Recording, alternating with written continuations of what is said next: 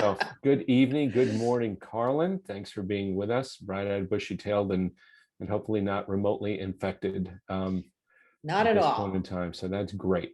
So this has been a long time coming because this book was it's not a new book, but it's a great book. And there's so much in here. There's so much to talk about. So we're recording this. We'll see where the conversation leads, how this can be used, and which of our current and future clients are going to ask for this because there's so much here. So welcome. So my understanding is that this book goes back about 15 years. Yeah, 2006, I believe. Right. And it's so funny because as I was rereading it, you forget about what you write. And it was so interesting because so many of the things in there were new at the time and are so not anymore. Right. Yeah.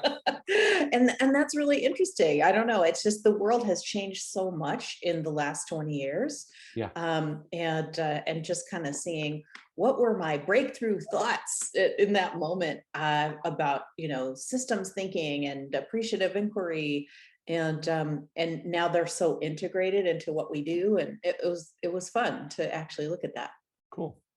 Well, we'll talk about the sequel a little bit later. Well, yeah. So just quickly, so three premises in this book: smarter, faster, better. And I'm just going to read what they are. Sounds good. Sounds good. Let's get some content into the ether. So, smarter. In order to be smarter, we need to stop being the expert and start asking more questions. Faster. In order to be faster, we need to slow down. Okay, I need to let that soak in. In order to be faster, we need to slow down. Good leadership means setting different boundaries with our time so that creativity and deep thinking is possible. And that's from the introduction. And then to be better, we need to stop focusing on our personal gain and start focusing on giving back to the organization, to our community, to the work community, and to the world as a whole. So this idea of these three paradoxes, right? Like, to be smarter, you have to let go of being so smart, and to go faster, you have to slow down, and to be better, you have to stop being better than everyone else, and start focusing on being better with. And I think the way I was thinking about that at the time, really the paradigm of the leader as the holder of information was the dominant paradigm. And with the shift into this, sort of what I called the age of interdependence, where, we have this data that is everywhere. It's all distributed. We can all access things, in an instant. The leader's role has totally changed. And so I think that paradigm of you're the smartest and you hold all the data and you have to, be the general who drives the troops forward, that shift has been hard for some people into leader as coach, or somebody who doesn't have to have all the answers but taps other people for their smarts and their answers. But I think that was the inspiration of the book in the beginning, was really thinking about that issue.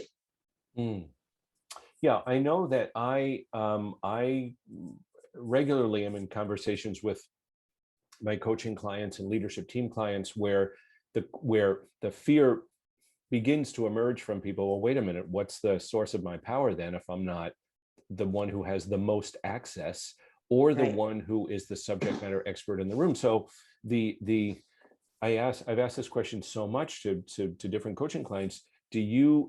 How much do you think that when X, insert name of CEO, walks into the room, she's the person with the most subject matter knowledge? And people go, well, probably not at this point. I said, yes, that's exactly what we're talking about. So how do we shift the value we add from being the one who's the smartest or with the most subject matter expertise to the one who can add the most value? And it's an evolution, right? Because it's like the one with the biggest stick, I'm sorry, you said stick, correct? Yes, I did. Just checking. Go ahead. I will say club. Yeah, there you go. But you know, if you could bash somebody over the head first, then you're the leader. And that has really evolved over time. And I think this sort of collaborative leadership and the ability to engage people is a big challenge. It's why executive presence is our biggest selling program, because it's about influencing people. And we no longer have that sort of positional power that is the be all end all. You know, we actually have to ask questions and elicit performance in a really sophisticated way. And I think it is a leap for some people, but it's kind of an exciting leap. Well, yeah, it's an exciting leap if they can do it and have the courage to do it and the support to do it. Right. So I don't need to be the smartest person in the room, and the information or the conclusion or the genius decision making doesn't speak for itself. I need to sell the idea, perhaps. Yes. So it's not just about being the smartest or having the correct answer, but being able to influence as well. And being able to build value out of the information that you get. So while you know, I look at the role of the CEO or the role of a strategic decision maker as somebody who's really looking at the larger picture to build value. So while a director or a VP is really in charge of the performance of their division, the senior executives who are at that macro level, looking at the whole of the organization, are there to really build, you know, whatever is the concoction that has been created, to take it and make the most value out of it. And that could be a surprise for some people who've been an expert in their specific niche. And, you know, they might be a technical expert in finance. And then all of a sudden they're elevated to these rarefied positions and they realize it's a totally different skill set. The skill set is about value creation. The skill set is not about getting things done. Yeah. And you know what the book that comes to mind for that, or the model that comes to mind for that, is Ram Charan's leadership pipeline thing. So as we move up, let go of that technical work that we used to love to do so much, stay out of the weeds, let other people do what they do. And as we move up, and I think that this book is almost like a wonderful companion to that, because as we move up, it's like, if we try to be the smartest and we try to be the fastest and we try to be the best, we can't do it, especially as we move up. You can't lead effectively at the enterprise level if that's the way you're leading, if you're holding on to that belief system that that's how you got to show up. So it's so funny you say this, and I will tell you, I was super influenced by that book when I was writing this book. And I was thinking about it a lot, and I was actually teaching at Wharton with Ram Charan in a course we built around resilience. And it was very interesting because I was not allowed to participate in Ram Charan's day. I was so excited about doing this course, and I wasn't allowed to see exactly what he said. But I was so excited because I had read that book cover to cover and thought a lot about it when writing Smarter, Faster, Better, for sure. So it's fun that you could see that. I love the book. I talk with coaching clients often about it, and there, in my view anyway, there needs to be more. It's like, okay, I understand this model and I understand what it's warning me about. And that's very, very important. And there's this supplement that I think is really helpful, for sure. You know, what do you do with this information? Yeah, cool.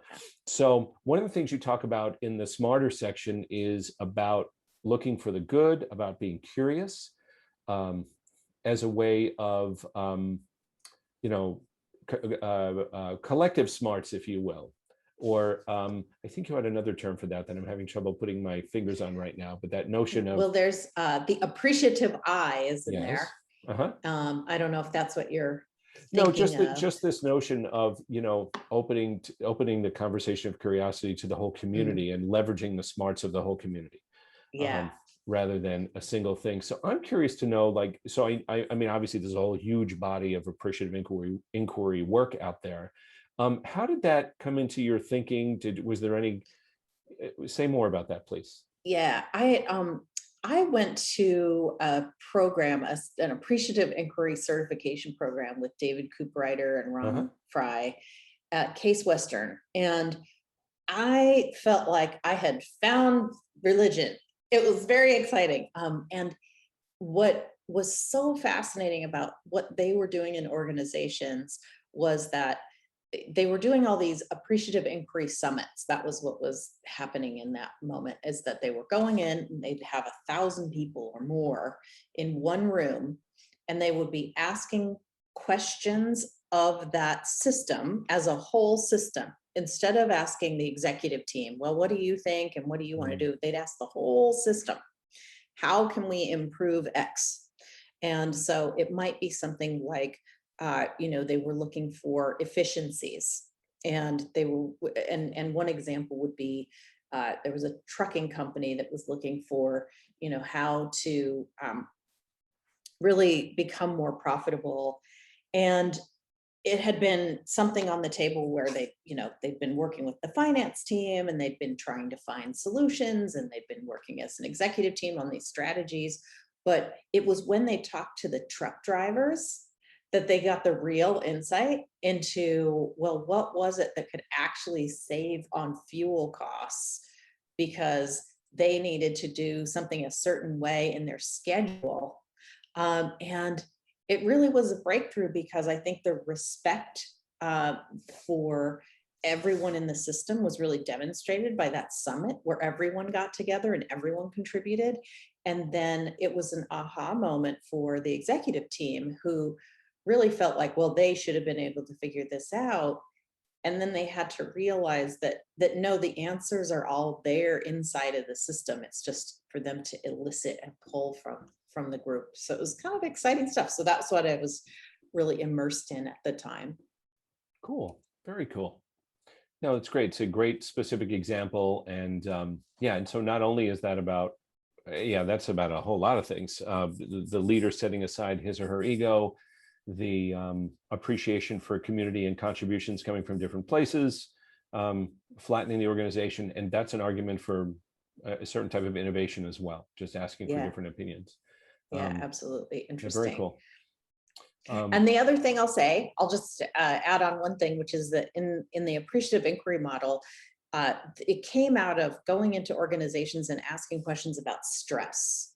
So David Cooperrider was going into organizations and saying, what stresses you out and how can we fix it? And then he realized over the course of these studies where he was looking at stress reduction strategies, people were talking about their stress, and it was amplifying the stress, making people more stressed. They went in and they asked all these questions about stress, and people were like, oh, I'm so stressed. So he figured, oh, maybe we're asking all the wrong questions. We should ask about the optimal state we want. So what makes you relaxed? What makes you feel great at work? What makes you engaged? And that shift into those questions was really profound and got completely different results. The act of asking the question gets a different result. And so when I look at coaching, which, we've been in the coaching universe for the entirety of our company's life cycle, coaching is really powerful and profound because we can ask questions that elicit performance. And when those questions are framed in this appreciative way, we build value. So it's exciting.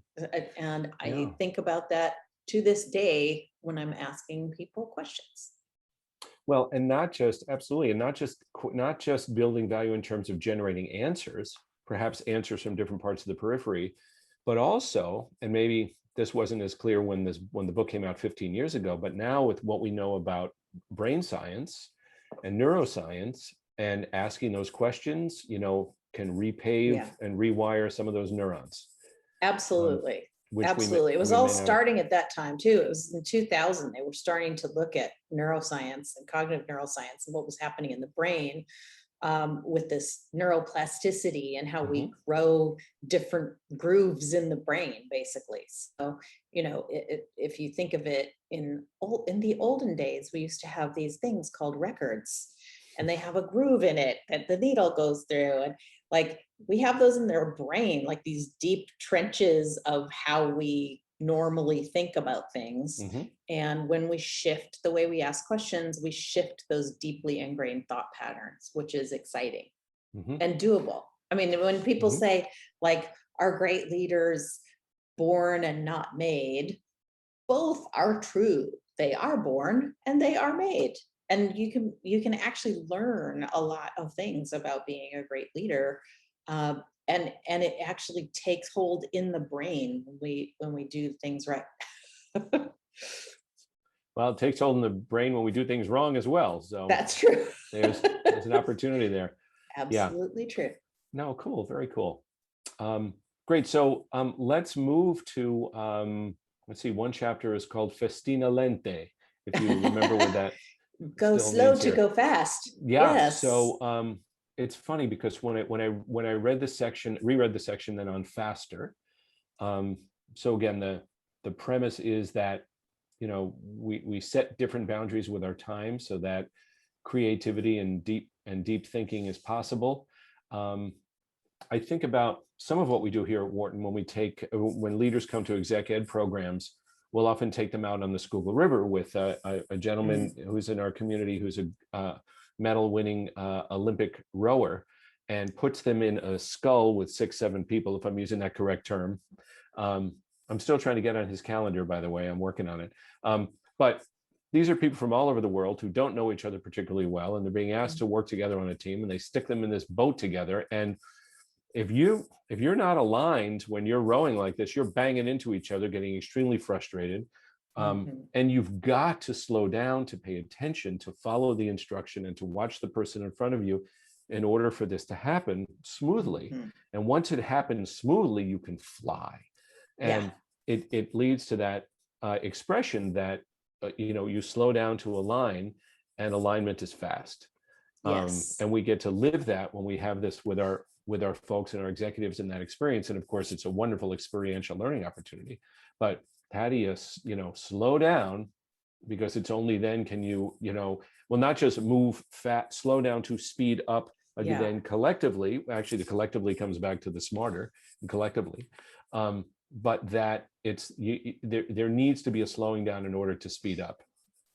Yeah, I was thinking about this when I was looking at it again, and how it's the part of the book that I've gotten the most pushback on from people in organizations, which makes total sense, because it's really hard for people who are used to working at breakneck speed to slow down.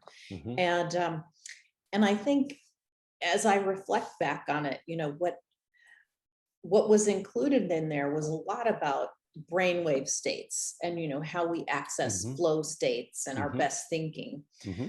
But I think at this point, as I look back on it, what's not in there is, we've gone overboard into corporate wellness programs. I don't know if you've read the new study on this huge study on corporate wellness programs, and that I want you to guess the outcomes of most corporate wellness programs.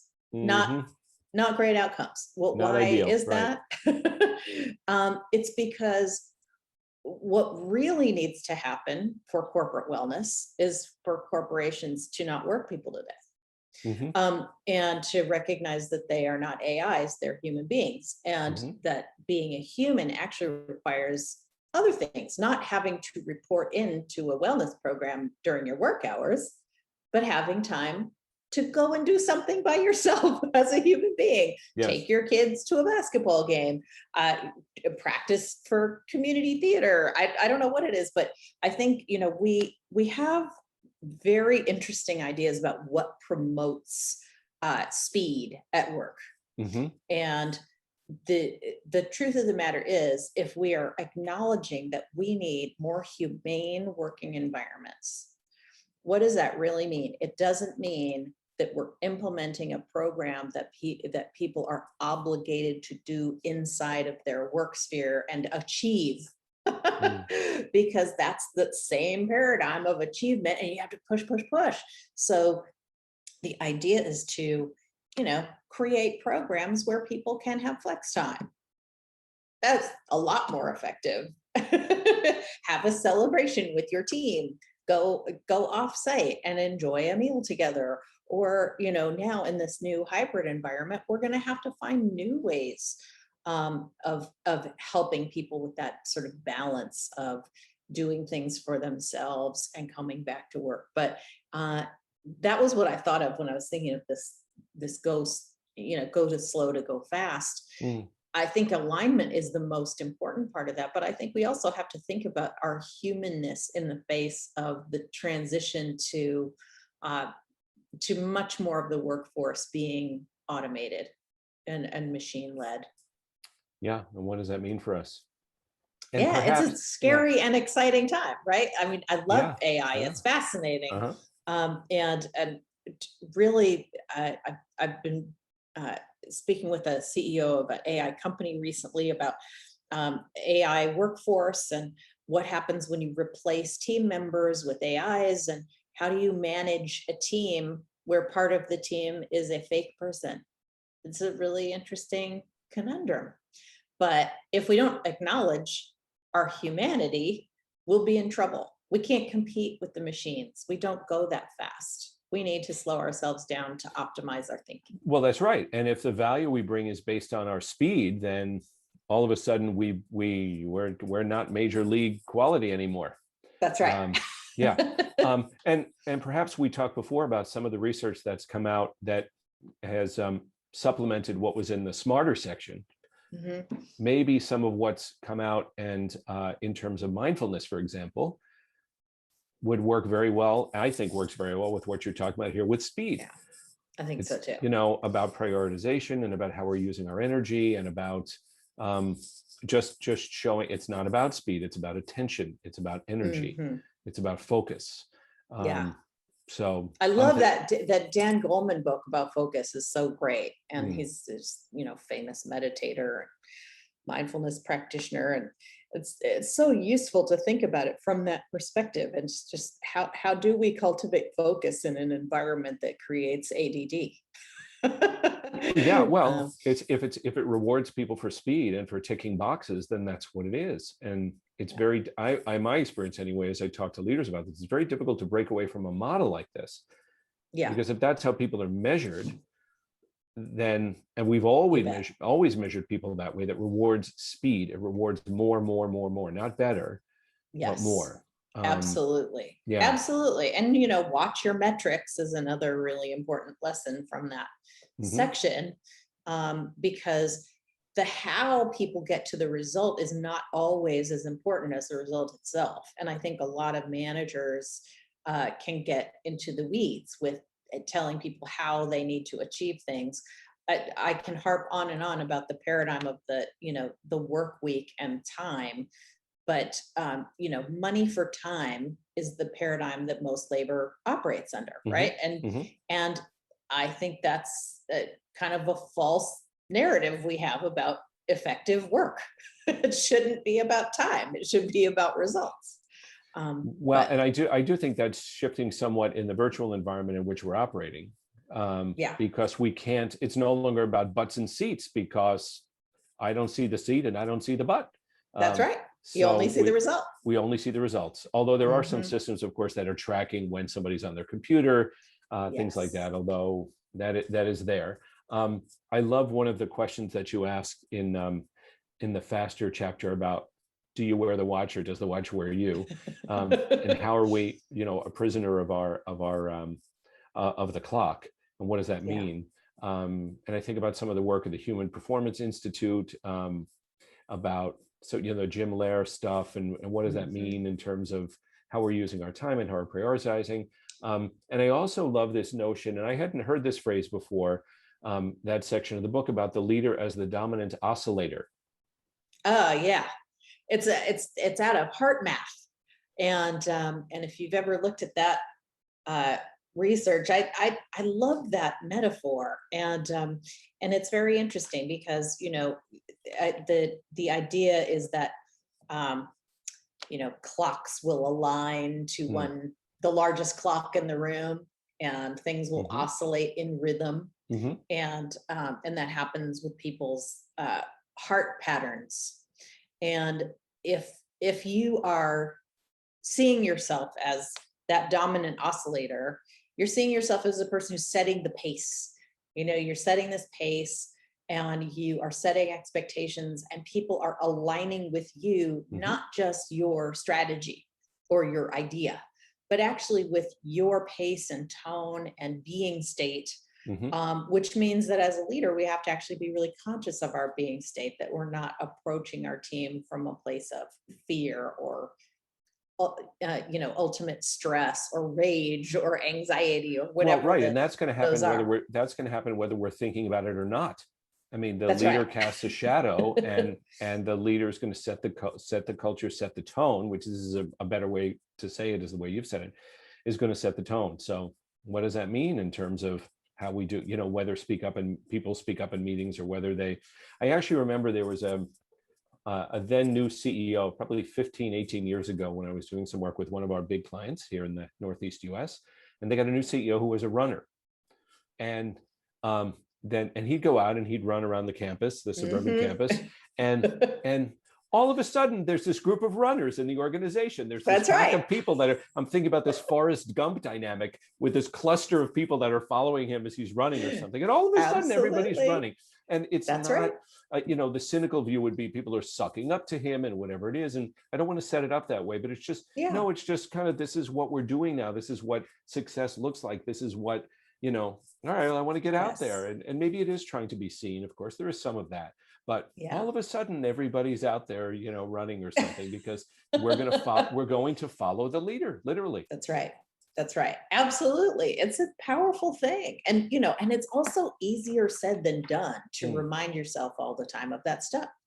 And I think that, when we look at coaching goals, so we've researched coaching goals for over 20 years. And what do people really work on as leaders, and what's the priority for them? This idea of being conscious of how we present in front of our team is such a critical coaching goal for so many people, because we're just going about our day doing our thing, and we forget the massive impact that we have when we are in front of a group or engaging our team or having a conversation with the direct report. We're actually having a really big impact, good or bad, whatever the case may be. So, like it or not, we're casting that shadow. Absolutely. Yeah. So what I'm curious to know, when you said that this is the section that has gotten the most pushback, are you still hearing about that? Is that something that was just 15 years ago people were saying that? I imagine you're still hearing it to some degree, but I'm curious about that. When people bring up the book, they bring up that section, and it's without fail. That really, either it is, that was so great, I really needed that. I feel like our organization needs to think about those things, or it's, well, I loved all of it except for I can't slow down. But that's the piece people remember, and it's because it's the most confronting. It's a tough one, and it's something that we're not going to change. The whole paradigm of capitalism, in one book. So it's really tough for people, especially managers of people, to think about their team slowing down. That's a really threatening idea. What if our team slowed down and didn't produce as much? Because that's what slowing down means to people. And it's, if you really think about it, if we do slow down in a line, the rowing idea is the idea. You align and then you shoot off really quickly. Right. And the other thing is, when you get into these flow states, if you're an organization that cares about innovating or doing something new and interesting, if you don't slow down, it will not happen.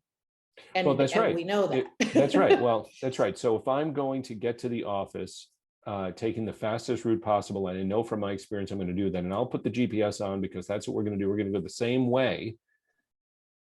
Then where's the innovation? It's not possible. That's right. That's right. It's really not possible. Yeah, it's sort of like there are no new ways of working unless we slow down to consider what might work better.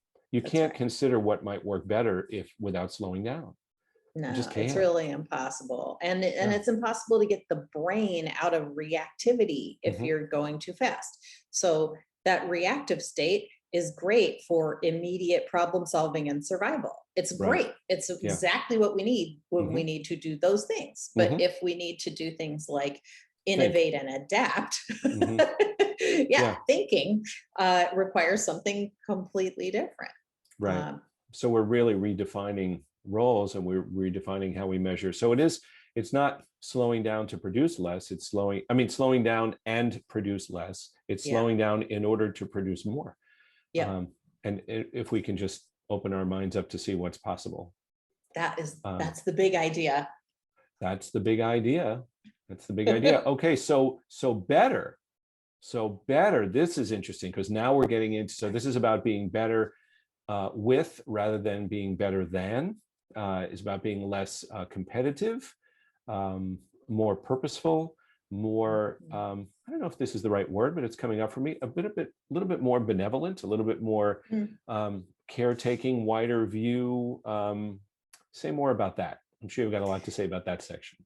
Yeah, that section. I feel like one of the things that happens, especially with people who are type A, super successful, is you can really get focused on you and competition as if it is a sports match, Mm-hmm. and your organization is a team and you're against all the other teams and you want to go to the playoffs. And Mm-hmm. what happens when you get in that mindset is you don't realize that there are all sorts of other ways to view the business environment around you. Mm-hmm. And what's the most exciting kind of work is when you see opportunities for gain that is beyond your personal little sphere.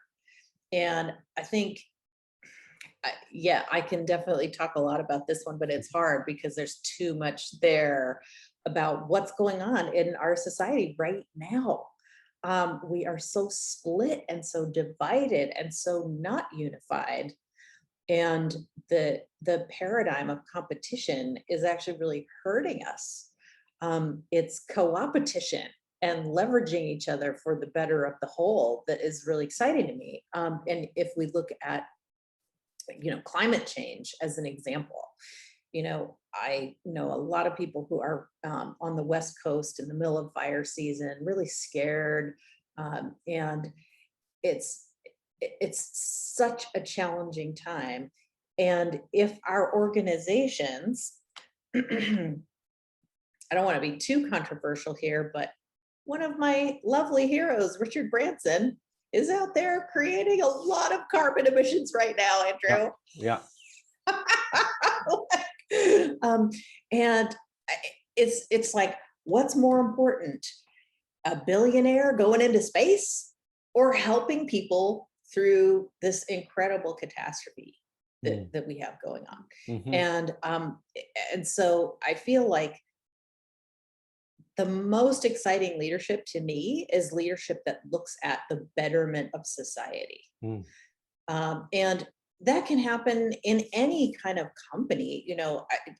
I had a story of a consultant friend of mine who was working in an oil and gas company with some folks who, so smart, really interesting team in this oil company who were really thinking about, so how do we mitigate some of the effects of our organization in a way that makes the world better? When that's the question you're exploring, that's pretty exciting. Yeah. And I think the better paradox, the idea was really focusing on that idea of how do we be better with, is about stopping that whole one-upsmanship. I have to be the big boss and I have to look at the whole. It again goes back to that facilitative leadership idea. And that idea that we're going into flatter organizations. You're not the smartest person, in the room. That's what leads to Enron. Among other things, yes. Yeah. Yeah. And so that's the inspiration behind the better section was really thinking about all the cool things that had been happening around, Apple aligning with Intel and Microsoft and Apple working on something together so that Windows was on the Apple machines. And like there were just all these interesting things happening in the tech sector that were about leveraging the smarts of what would traditionally be your competitors, and that being better for your business and better for the consumer and better in all these ways. So, when I think of better than thinking, the idea is that it's about dominance, it's about instilling fear, it's about closed systems versus open systems. And it's about, there's a winner and there's a loser. Yeah, there's a And if you look, zero-sum element yeah, to it's it. a Yeah. zero-sum game. And when you look at this other paradigm that we need to create, and we need to really get with the program on, it's this better with thinking that is more about empowerment, and it's more about seeking opportunity and using your appreciative eye and slowing down to get that strategy that's really going to work and propel you to the next level. And it's, instead of looking at me, it's we. Yeah. So Yeah, that's really important stuff. and I want to also steer this back to better with, even within our organizations. So am I competing with another leader over there? Are we competing for resources or favoritism, or there's only one seat and we're both want that promotion, or whatever it might be? Or, can we be open enough to see, and I guess it relates back to smarter as well, but can we see that, all right, there's another group here, another function that may have some input in, can you help us? Here's a fun example. This is a ridiculous example, but the cast of Friends. Okay. So there's a guy who has been identified as the star, which is David Schwimmer. And he goes to the table and says, all of us need to get paid the same.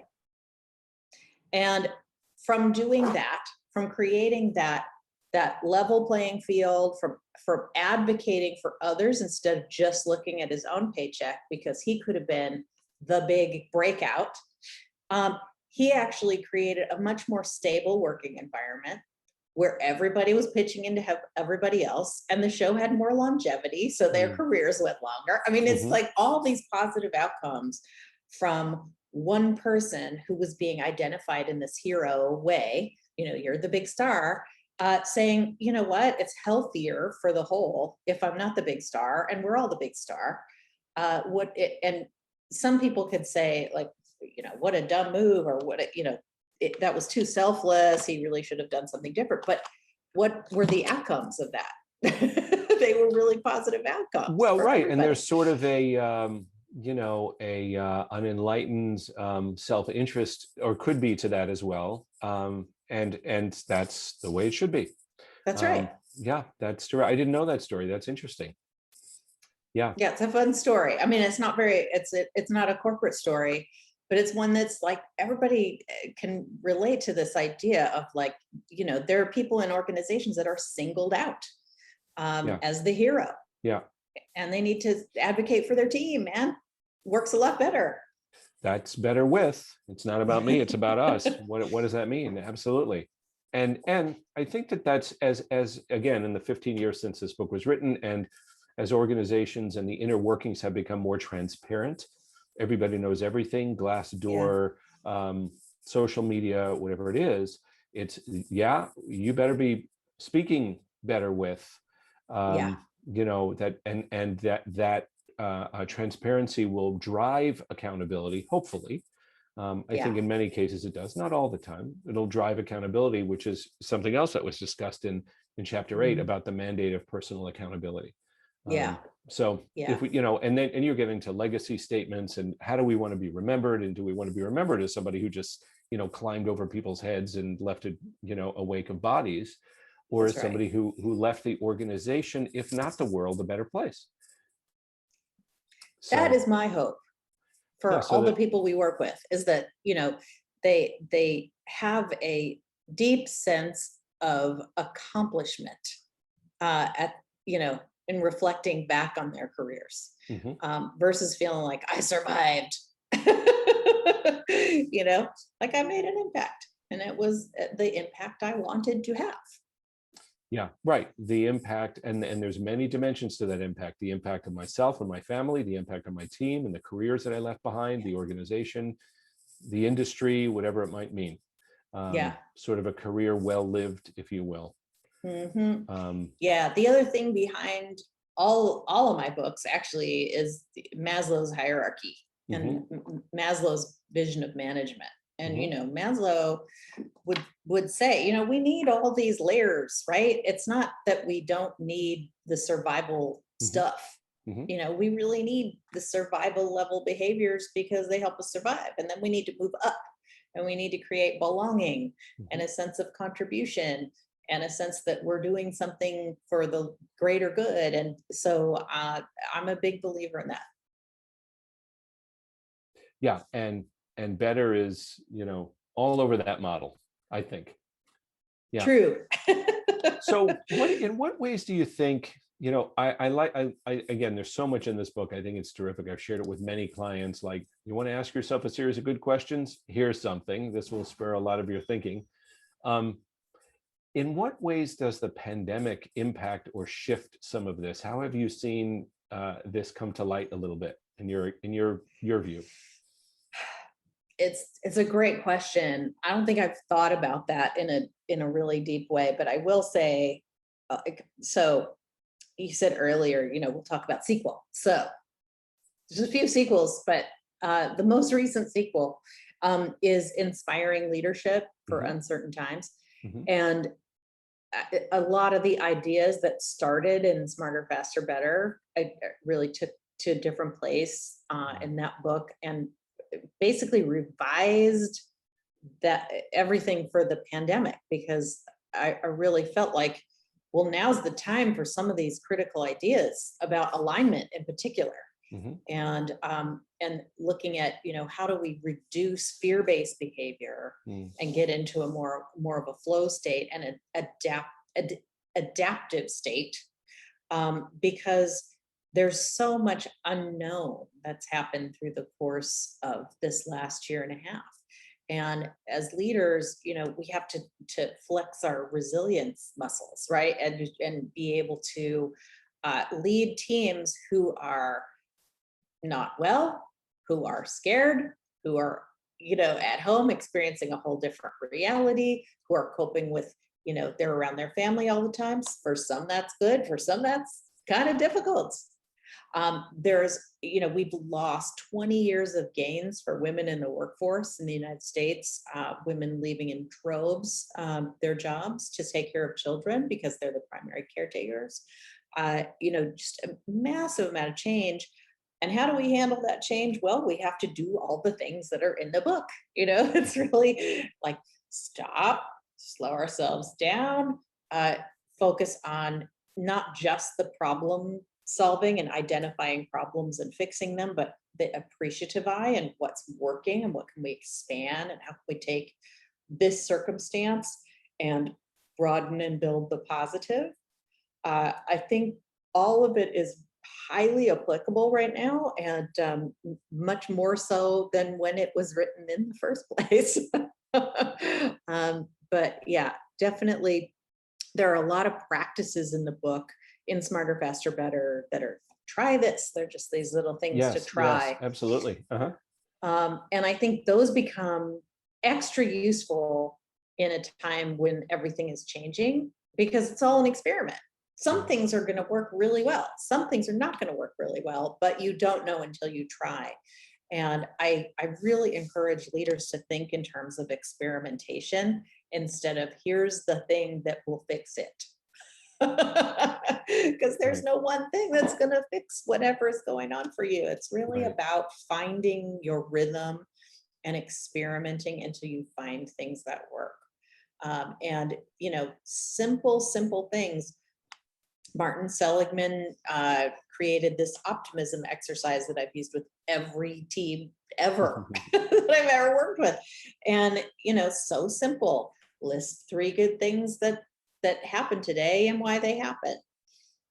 It's an icebreaker for a team. It's something you can do every day with your kids at the dinner table. It's a really flexible exercise, but the outcomes of that really simple 2 to 5 minute exercise are really people getting into that different patterning in their brain, which is what we need right now. Yeah. And I love how that even connects to these themes, because we're asking the questions of each other. It's not what I think is the best thing today. It's what we all did. There's a sort of smarter piece to that in collective intelligence. We're slowing down to do it because there's a great benefit in slowing down to do it, for sure. And we're doing it together as we rewire, and for an appreciative inquiry exercise like that. That's so lovely. Yeah, absolutely. Mm-hmm. And you can't do anything better than appreciate people, right? Like, just appreciate people, say thank you, be nice. It's such simple stuff. It's so easy to lose these things so quickly because you don't have the in-person team meeting and you're all on Zoom, and everybody's so sick of Zoom and they just want to go. And sometimes as a leader, it's great to get people to just say thank you to each other before you exit. Really, really simple stuff, but it makes a profound impact. Yeah, and how do we slow down enough to this faster piece again? How do we slow down enough to just do that? And especially in a leadership position, again, we're setting the tone. Yeah. If you're the head of this company and you start meetings that way with moments of gratitude or whatever, everybody perks up, everybody pays attention. It's just the way we do things. It's also part of why we need a coach, right? I also believe everybody needs a coach, and I have a coach. I always have a coach. It's so important because you may not feel like showing up like a smiling, happy person at your meeting. And you have to have a place to vent, and you have to have a place to say, I don't want to do that, and this stinks, but it can't be with your team. Right. Or to vent, I don't know how to do this and I'm afraid. And you can't do that with your team either. That's right. Often. Yeah. That's right. And, we've talked before, Andrew, about authentic leadership and how, there's something so powerful about authenticity and vulnerability.